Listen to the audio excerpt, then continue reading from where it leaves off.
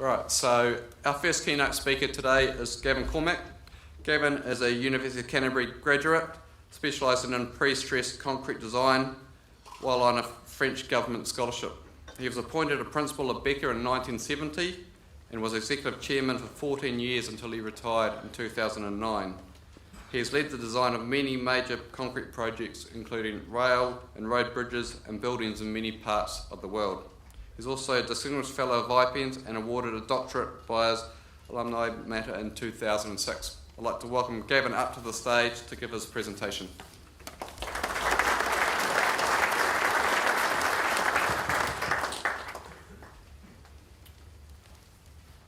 Ladies and gentlemen, the New Zealand Concrete Society is a living success and has been so for 50 years.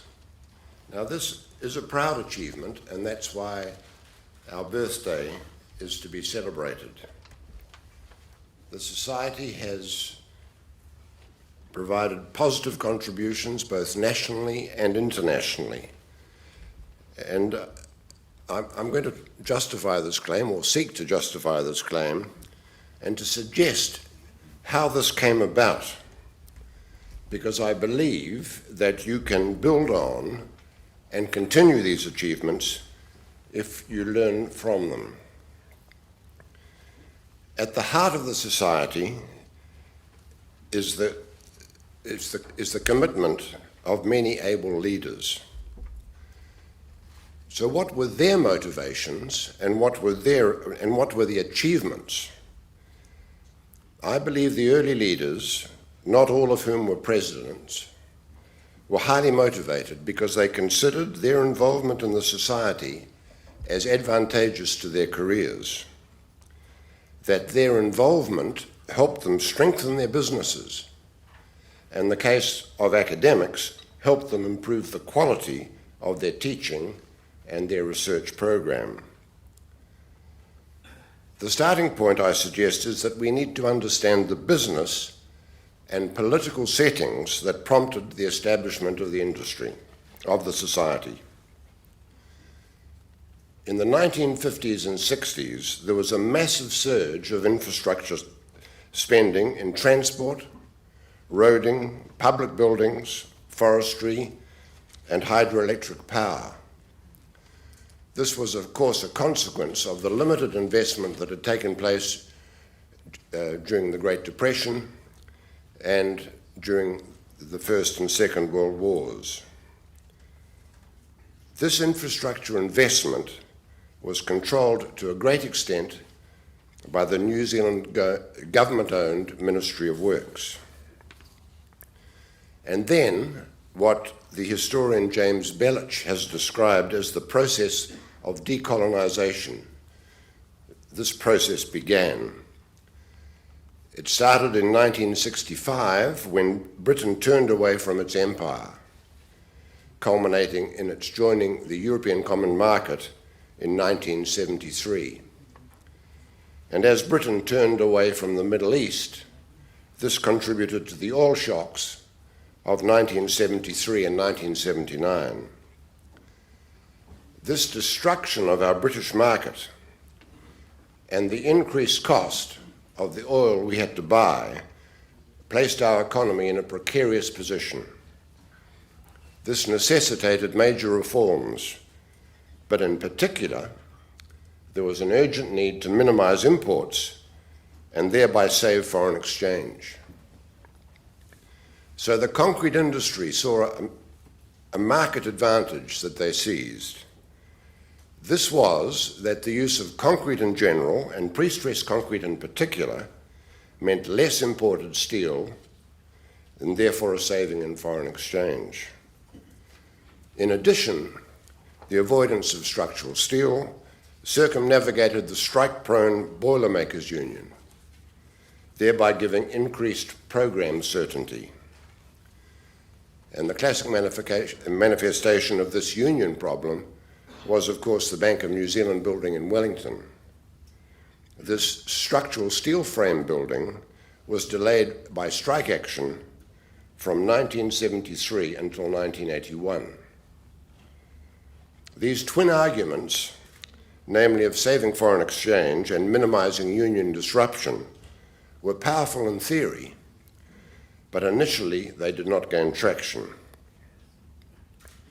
Richard Carter, who was an importer of pre-stressing components, Richard Carr, beg your pardon, an importer of pre-stressing components and a charming long-term member of the society, explained why it was so difficult in those days to import anything, because first you had to have a license.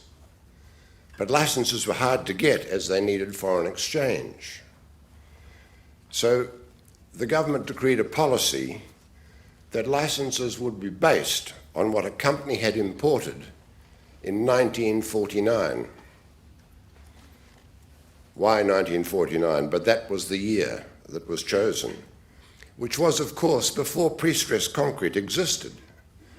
So those wanting to import pre-stressing materials had to jump an annual hurdle, and a high one. And then suddenly and fortuitously, a bureaucrat reclassified pre-stressing components in total ignorance under the category nose rings for animals. And Dick Carr stated, not without some pride, that for a while his company was by far New Zealand's largest importer of animal nose rings. The major reforms, of course, that ensued were the floating of the dollar in 1985, the progressive removal of licensing and tariffs, and major tax change. And also of significance to the concrete industry was the progressive privatisation of the Ministry of Works. And this privatisation was completed in 1988. So the early leaders of the concrete society lived in interesting times. The founding president was Sandy Cormack. He was my dearly loved father. He was the founding chief of Certified Concrete in 1938 and established concrete ready-mix manufacture and delivery throughout New Zealand. Later, he encouraged precasting factories. He believed strongly that the industry should regulate itself, and he set up a system where, for example, high-strength concrete could only be produced and sold by certified plants. He saw this society, as an essential means of communicating with all those in the industry, because without such communication, the growth of the concrete industry would be severely restricted. In the event, the companies he led had strong and profitable business growth. He was highly valued by his shareholders, and these businesses remain sound today, although trading under different names. His focus was on quality and growth. A real hurdle for him was the militant Northern Drivers' Union, who sought to improve the conditions of their union members by controlling the building industry in the Auckland region by controlling delivery of concrete. The leader of the Northern Drivers' Union was one Ken Douglas. Ken's career has been justifiably a stellar one, but at that time he was a young firebrand and an acknowledged Marxist. I remember one story of the confrontation that Ken had with Sandy. Ken, most unusually, had made a severe procedural mistake in going into a dispute. Sandy was delighted because this improved his negotiating position. And Sandy was somewhat surprised when at the start of the important negotiations, attended by a large number of union delegates, Ken Douglas said to Sandy, "Everyone get out. I will sort Cormack out by myself." Ken was duly obeyed, and when they were alone, Ken said to Sandy, "I've stuffed up." He might have used a stronger word. I'm sure he did. Ken was a rough, tough unionist. "I've stuffed up. How are you going to save my face?" Eventually they reached agreement on the matter in question, and then Ken reconvened the meeting and by saying, "I've told Cormack this is what we'll accept," and so it was. Many years later, I had a lot to do with Ken, and I asked him if the story was correct, if it was true, and he smiled and did not reply, but he told me when I first met him how much respect he had for Sandy. Sandy recognized from the outset that a strong technical base was essential for the society to flourish. And this is why the second president was Bob Norman. Bob was with us last night and proposed the toast to the society. Bob is a gifted designer who rose to the top position in the Ministry of Works, very strong technically. And this base of technical excellence was continued by Lyle Holmes, President 1968 and 69. Lyle was an academic turned consultant. He taught me in structural engineering at the University of Canterbury many years ago, and he founded the Holmes Group, who continue his work today. His interest was in the design of buildings, and there are many fine examples of his work with the architects Warren and Marnie. This strong technical tradition was continued by Professor Bob Park, who was president in 75 and 76. Bob saw the society as an essential part of his personal quest to educate young engineers to a high standard. The information he gained from the society enabled him to focus research and teaching on the actual problems the industry was facing. He also used the resulting contacts he made to help raise funds for testing and research. And he built, primarily with his colleagues Tom Pawley and Nigel Priestley, a high international reputation for his university and for New Zealand engineering. It is important to remember that pre-stressed concrete was a new material, and gaining its acceptance from uninformed specifying authorities was difficult. This is why technical education was so important. There are also obstructing silos. The main one was the dominance of the Ministry of Works in the civil engineering industry. The ministry had played the dominant role in standard setting, education, design, and construction. They had a proud record and did not always welcome the intrusion of outsiders in the installation of new technology. And the society played a major role in improving communication. The key player for me in this matter was a senior member of the Ministry of Works, Hans Housing, who was with us here today with his wife Anki. Hans was not only an active participant in each conference, he also formed technical committees, I remember so well the Road Research Unit Hans, that promoted further communication between the ministry, the universities, consultants and contractors.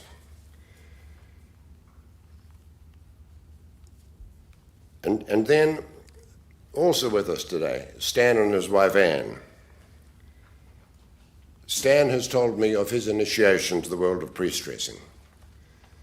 At the age of 20, he was company secretary of a young quarrying and road contracting company. And in March 1955, the Thames Valley Electric Power Board called tenders for the supply of 2,000 concrete power poles. Stan, ever the bold entrepreneur, and he still is, put in a bid, as did Sandy Cormack's company. Although Sandy's bid was for pre-stressed concrete poles, of which neither the Power Board nor Stan had ever heard. In their wisdom, the Power Board decided to split the contract between the two bidding parties, which of course made both bids uneconomic. Stan tried to find out what on earth was pre-stressed concrete. His trail led him to Morley Sutherland, who was president of the Society in 1970 and 71. Morley had introduced the Freycinet pre-stressing system to New Zealand and was at that time employed by Sandy to lead the marketing of this new material.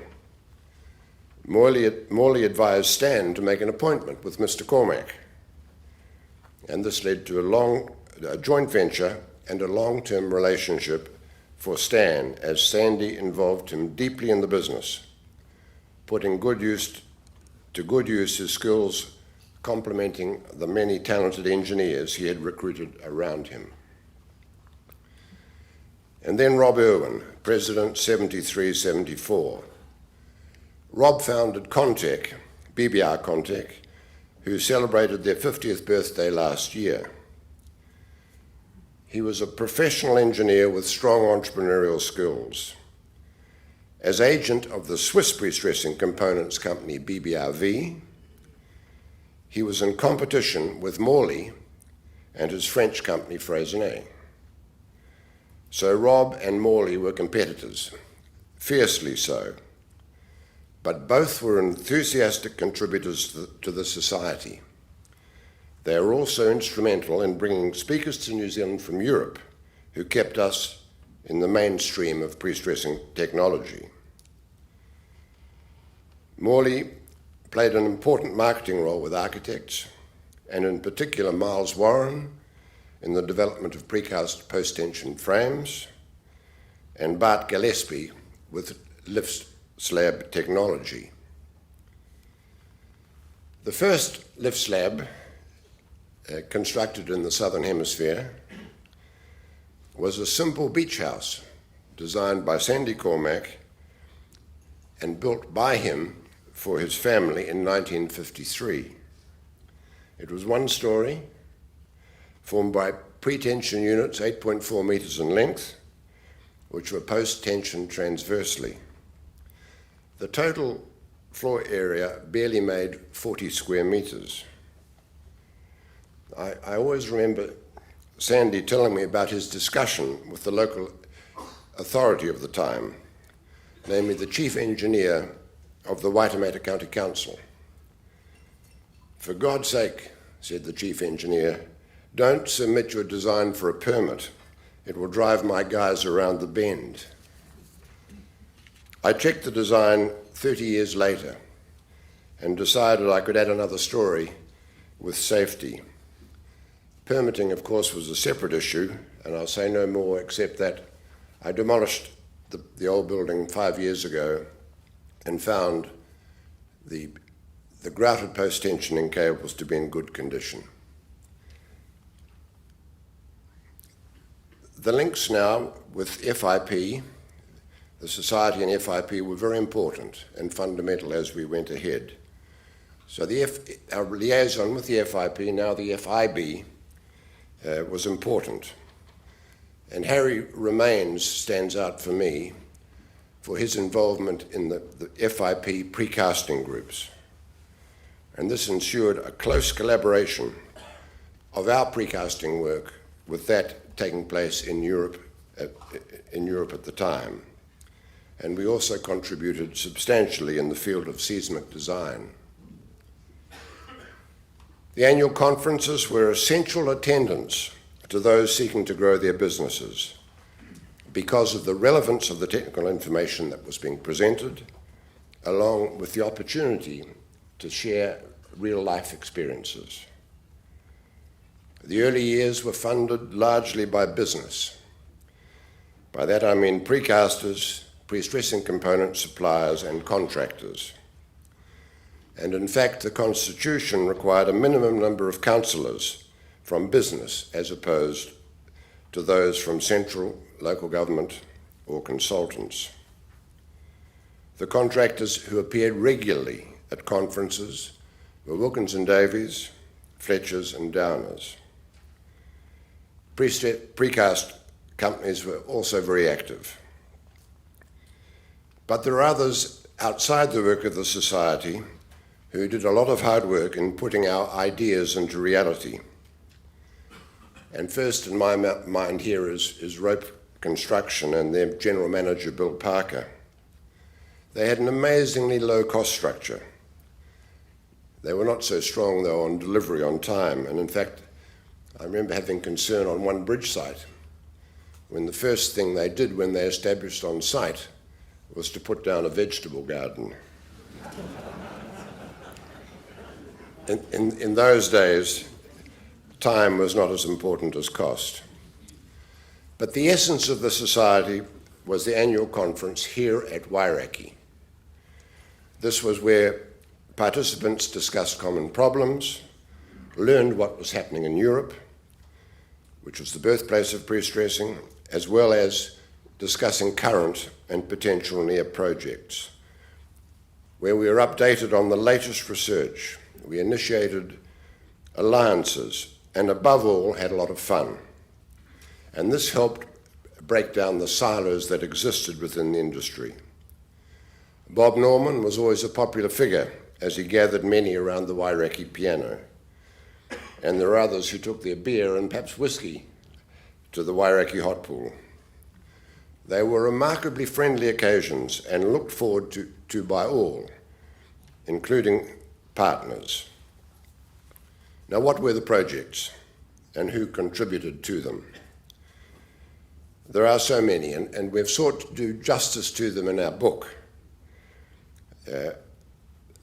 Of the early projects, the two that stand out for me are the Benmore penstocks and the Waitaki River Bridge. The 906-metre long Waitaki Bridge, with its 30-metre precast pre-stressed spans, was, when it was built in 1956, we believe the longest pre-stressed concrete bridge in the world. It was designed and built by the Ministry of Works, and Bob Norman has described it as a deliberate learning experience. Bob remembers how in 1957 he showed a film of its construction to a world conference in San Francisco, and how the 1,200 delegates there were flabbergasted by a bunch of Kiwis, mainly in gumboots and shorts, with a couple of cherry pickup cranes and a front-end loader throwing up a world-beating structure.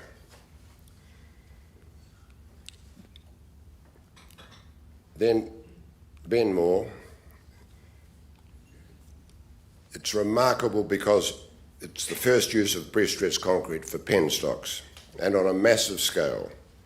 6 penstocks, each 5.3 metres internal diameter, with a head of 95 metres, designed and constructed in the early 60s. A wonderful achievement by the Ministry of Works.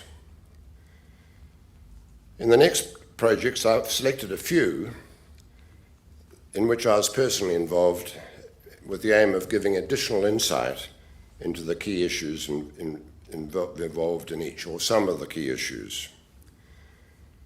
The TY Point pot lines, a world first in that a precast concrete solution was adopted. The corbels on these frames were designed at a time when there were significant difficulties with corbels worldwide, and in particular with the bridge site in Auckland. They were required to support heavy gantry cranes. George Becker was the driving force behind the selection of concrete, which was designed and detailed in his office in Auckland. The problem was that the draftsman who was detailing the corbels, he sat on the corner of a row of desks, which was right where George passed several times a day to go and get his coffee. Every time he passed, he said, "Make sure those corbels are detailed properly." And each time he passed, more steel was added into the corbels. I thought the drawing would never be finished. Many months later, I went down to Invercargill to meet with the precaster, Ray Neuenhausen of Stresscrete Southland. Ray said to me, "Gavin, the reinforcing in these corbels is very well detailed. There are no clashes, but there is so much. Please tell me how I can assemble it." And indeed, it was impossible to assemble, although beautifully detailed. So we took out a lot of steel, and in due course, this was approved. The South Rangitikei Bridge was, we believe, the world's first base-isolated structure. Designed in 1973, each pier sits on elastomeric bearings, and under large earthquake-induced accelerations, each leg is designed to lift off, and in so doing, mobilizing steel torsion bars to dissipate energy as they lift up and come down. What this means is that the maximum compression load in each pier has a clear upper bound. As buckling of these very slender piers was a key design consideration, this was an important benefit. It was remarkably easy to construct. During construction, the pier bases were seated on sand jacks and pre-stressed onto the piles, so it could cantilever from them during construction. When the superstructure was complete, the sand was allowed to run out of the sand jacks and the piers settled down onto their elastomeric bearings. As part of the same railway deviation were two bridges, of which this is one. They're both very similar, with a 110-metre cantilever constructed centre span. They're unusually long for a railway bridge where deflection, both long-term and short-term, needs care.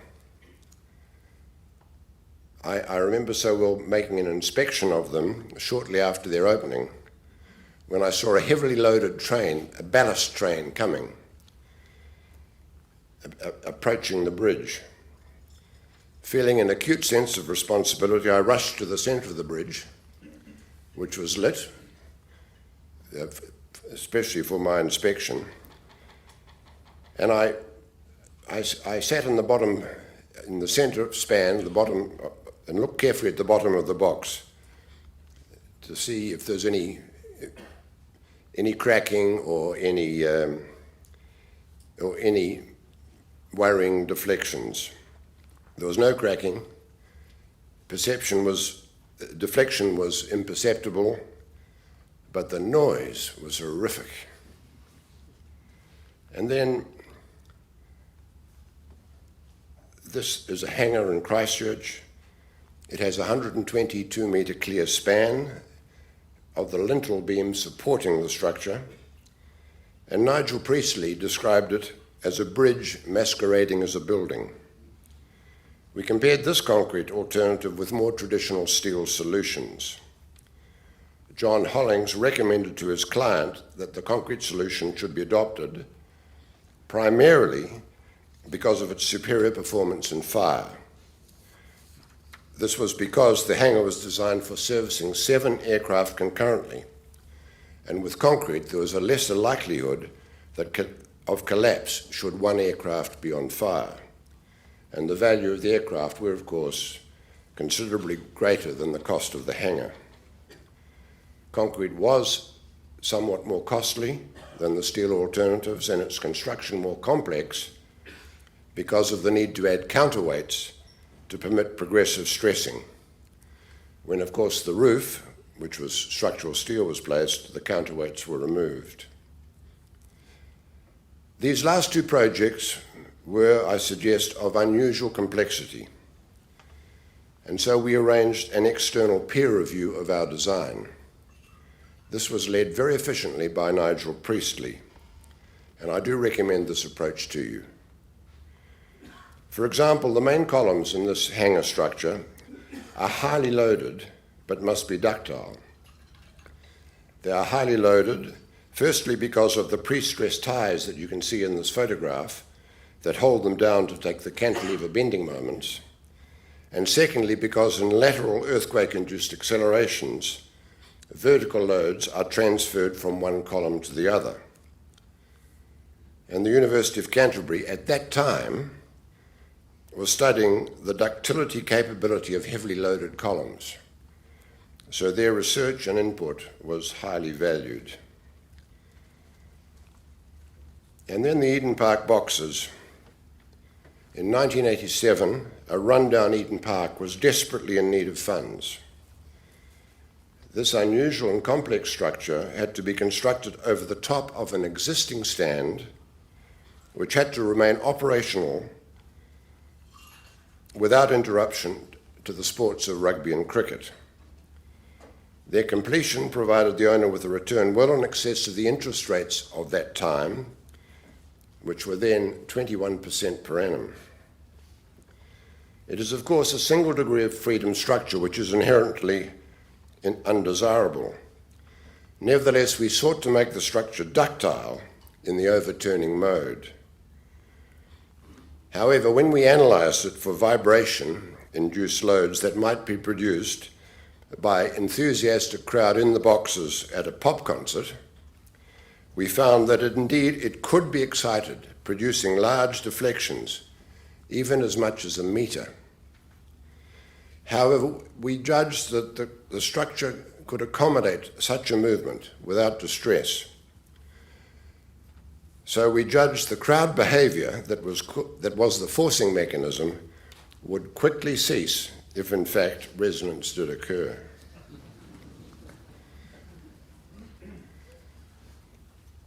The Auckland Harbour Bridge movable barriers. This groundbreaking solution was initiated by Ernst Sansom, the President 1992 and 1993, when he heard politician Richard Prebble say after yet another horrific head-on crash that a median safety barrier was totally impossible. Ernst, who with his wife Elsa is with us today, responded to this challenge. He established that there were three parties working on this problem: an Australian who had passed on his ideas to a Frenchman, and then to an American who was working on the concept in California. This United Nations team, led by Ernst, developed a solution that could cope with the grades and curves of the Auckland Harbour Bridge. The solution had to be kept highly confidential until there was sufficient confidence it would work. And then, with strong support from the then Works consultancy, the barrier was installed in November 1990 and has given excellent service. Other installations have since been successful in the US, based very much on Ernst's experiences. There are many aspects of interest about the Sky Tower, which this photo shows the base of, and that is the support columns. Pre-stressing techniques enabled the tower to be supported on 8 cylindrical legs. The alternative would have been to have constructed a tapered concrete wall. However, these legs were a much better urban design solution, as they opened up what would otherwise have been a very congested area at the base of the tower. Otira Gorge Bridge, such a difficult site. I remember well my first inspection of the site. I walked down to the river, it looked no more than a stream. But as I approached, the roar of the river through the massive boulders kept me from getting too close, even though it would have been possible to jump across the boulders. The site has high seismicity, being only a few kilometres from the main southern fault. It had to be founded on avalanche debris. We could not reach base rock. Fast-flowing underground running water, and in places artesian water, made piling difficult, and scour during construction was a concern. The rock was very hard, unconfined compressions up to 250 megapascals, and so hard to drill through. It's in an avalanche zone with large boulders coming down a 700-metre high slope on one side. It has climatic extremes and a sensitive environment. Is there a more difficult bridge site than this? My involvement in many of these projects was as a designer. I've always felt it was the contractors who had the much harder job, namely that of realising the designer's intent in what, like Otira, can be very demanding situations. So I applaud those of you who are contractors. In our book, we have dedicated a chapter to lessons that were hard learned. Many of these relate to the problems uncovered by the Canterbury earthquakes concerning the use of precast concrete. I would, however, like to refer to two other examples. And I remember Rob Irwin saying to me many years ago, pre-stressing what was done by two men in overalls coming onto a site with a harmless-looking jack, and few comprehended the enormity of the forces they were about to apply. So this is the collapse of Ramp A in 1975. The pre-stressing design called for stage stressing at the three-quarter points of what was a 55-metre span, which redistributed load back to the stressing point. And in addition, there were variable foundation conditions which made further redistribution to such an extent that progressive collapse took place. And even innocent-looking grouting equipment can cause collapse. There was a precast reservoir in New Plymouth where the joints between the units were formed using dry pack. My hypothesis for the failure was that the dry pack was placed more firmly on the outside than the inside. On stressing, and such reservoirs are highly stressed at their base, internal vertical cracks developed, connecting the ducts through which the horizontal cables, pre-stressing cables, were placed. These cracks could not be perceived as they were totally internal. When the cables were subsequently grouted, the grout flowed into these cracks, eventually imploding what had become an internal skin. On inspection, we found that many parts of the internal skin that had not been grouted were drummy to lesser or greater degrees. So the local authority engineer arranged for a piano tuner to test the whole reservoir for drumminess. And indeed, he found that the whole wall had effectively delaminated. So the structure was demolished and rebuilt with cast in situ joints. In conclusion, the Canterbury earthquakes have demanded a revisiting of almost all aspects of concrete design. They also revealed that the standard of our earthquake engineering was not consistently at the level to which we aspire. The dissemination of best practice solutions and innovation has never been more needed. The lessons learned are so wide-reaching that New Zealanders, concrete researchers and innovators could once again be the pathfinders. So there is much work still to be done. But success will depend on whether you can emulate the determination of the remarkable people I have described so briefly. I put it to you that you will succeed only if participation in the society continues to be an essential requirement for career development.